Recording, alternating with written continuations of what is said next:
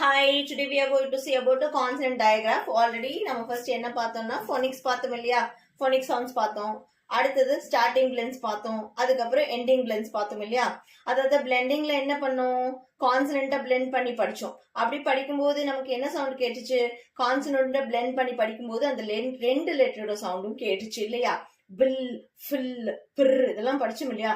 So இப்படி blend பண்ணும்போது அந்த ரெண்டு லெட்டரோட கான்சனன்ட் சவுண்டும் கேட்கும். ஆனா இங்க அந்த கான்சனன்ட் ரெண்டையும் பிளெண்ட் பண்ண போறோம். அப்படி பிளெண்ட் பண்ணும்போது வேற ஒரு சிங்கிள் சவுண்ட் கேட்கும். ஓகேங்களா? சோ அதுதான் டயக்ராஃப், கான்சனன்ட் டயக்ராஃப்னு சொல்லுவோம். ஓகேவா? சோ இப்ப படிச்சுக்கலாமா? இப்போ சீக்கு வேற சவுண்ட் போனிக்ஸ் எடுத்துக்கிட்டா சீக்கு இக்கு சவுண்ட் தருவோம், ஹேச்சுக்கு பிரீத்திங் சவுண்ட் தருவோம். ஆனா இது ரெண்டும் ஒரு வேர்ட்ல சேர்ந்து வரும்போது அதுல சவுண்டே டோட்டலி டிஃபர் ஆகும். அததான் டயக்ராஃப்னு சொல்லுவோம். அதை படிச்சுக்கலாமா என்னென்ன டயக்ராஃப் இருக்குன்னு சொல்லிட்டு. ஃபர்ஸ்ட் ஒன், எந்த ஒரு வேர்ட்ல சிஹெச் சேர்ந்து வந்தாலுமே அங்க என்ன சவுண்ட் கொடுத்துருக்கணும்? இது ட்ரைன் சவுண்ட் கூட எடுத்துக்கலாம், இப்படி கூட எடுத்துக்கலாம். ஓகேங்களா? Next one S H. எஸ்ஹெச் சேர்ந்து வரும்போது நம்ம என்ன சவுண்ட் தரணும்? சைலண்டா இருந்து சொல்லும்போது சொல்லுமே அதான். ஓகே, அந்த சவுண்ட் தான். and the next one th. thக்கு சவுண்ட் தரணும், okay.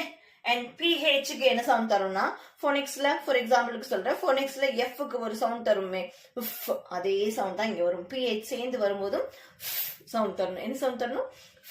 Okay. and next one wh. wh என்ன சவுண்ட்? wh சேர்ந்து வரும்போது என்ன சவுண்டா நமக்கு? சவுண்ட். ஓகே. qu சேர்ந்து வரும்போது நமக்கு என்ன சவுண்ட் தருமா?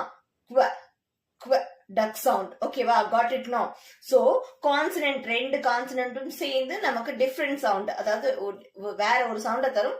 சிங்கிள் சவுண்ட், ரெண்டு லெட்டரும் சேர்ந்து ஒரே ஒரு சவுண்ட தரும். ஓகேங்களா?